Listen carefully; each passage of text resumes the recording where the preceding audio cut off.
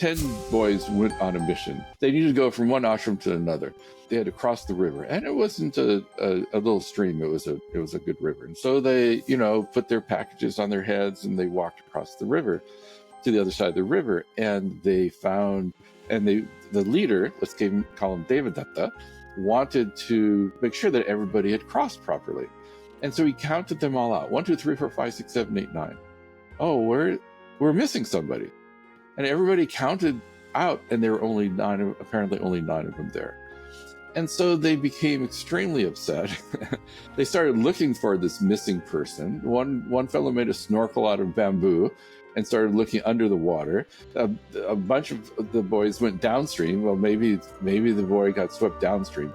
One very dense fellow went upstream. I don't know why he'd go upstream looking for the for the missing person, because why would he float upstream? Who knows? And he thought, well, maybe we should text our guru back to the Gurukulam. Maybe he decided to turn around and go home, right? And there was a sadhu, a simple holy man, sitting up, and he watched the whole situation. And he recognized that there was a problem. There's a fundamental problem. And so he approached the boys and he said, I can show you the 10th man right here, right now. And that was such a relief, right? There was such a relief. They had what's called paroksha jnana. They had indirect knowledge, which was a belief. They had trust. This person was an aptapurusha. He was a trustworthy person.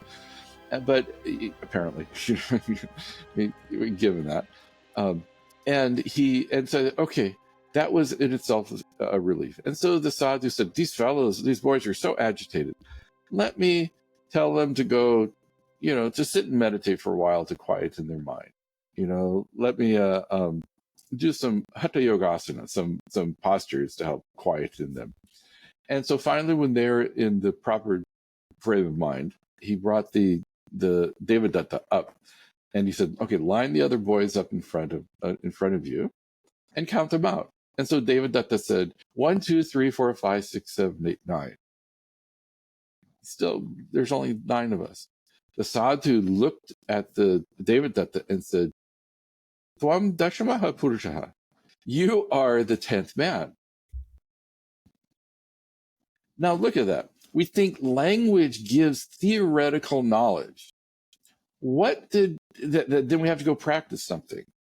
The words tattvamasi, so that's analogous to tattvamasi. You are that. You are the 10th man. What did Devadatta need to do to become the 10th man? Absolutely nothing. He already was a 10th man. This knowledge is called praptasya praptihi, the acquisition of that which is already attained, right? Did Devadatta need to experience the 10th man? No. Devadatta's experience, even in the absence of the knowledge of he himself being the 10th man, his experience was fully informed by the 10th man because he was a 10th man. Did he need to believe in the 10th man?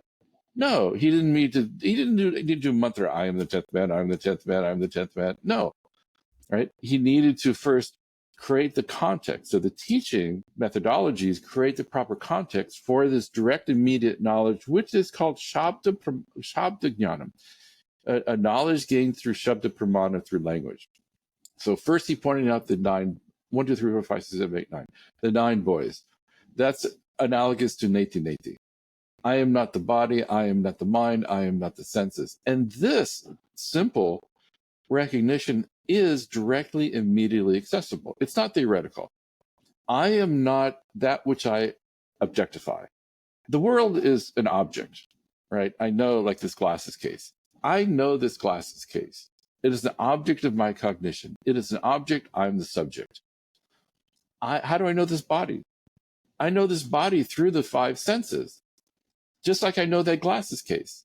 It is another object in the world. I seem to have some special powers, because it provides my I/O mechanisms. It creates my input and output mechanism, my jnanindriyas and karmendriyas, my senses and my ability to manipulate the world. But still, it's another physical thing created from, as traditionally presented, the 5 akasha, vayu, agni, apa, prithvi, the 5 elements, etc. It's a whole different topic. But it's another object that I know through my senses. I objectify the body. I am not that which I objectify. this Drikdrishya Viveka, this Atma and Atma Vichara, this inquiry into the nature of the knower and the known is so fundamental. How do I know that I'm sad? I see sadness. How do I know that I'm hungry? I know hunger, the pranas, right? So anything that is inherently objectifiable by me is not inherently me. Anything that changes in my presence is not inherently me. And so in the story, this is called counting them out. 1880. 1, 2, 3, 4, 5. I am not this. I am not this. I am not this. I am not this. So you count them all out. It counts them all out. That creates the context for to create the wherewithal for the simple words, you are the 10th man, to do its job. And you Tattvamasi, when the student is properly oriented through this Atma and Atma Vichara, the inquiry into self and the not self, that creates the context for these words, simple words, to give direct, immediate knowledge. Because Devadatta was always there. He was always the 10th man. And imagine, we think moksha, liberation, is going to be some experience where some blinding light comes, or I float out of the body, or some deity occurs to me, or I learn to float in midair, or the mind goes away, or whatever. No. Imagine his thought. Imagine Devadatta. I can just imagine the scenario where I am the 10th man, aham brahmasmi, right? And at that moment, nothing happened. Nothing changed, but everything changed. His sorrow was completely gone. Right? Sri Krishna says, Ashochanand Vashochastvam. You're grieving for no. Right before the very first words out of Sri Krishna's mouth, 11th verse of chapter 2, he says, Ashochanand Vashochastvam. You're grieving for no reason. The sadhu could have said the same thing to Devadatta. You're grieving for no reason.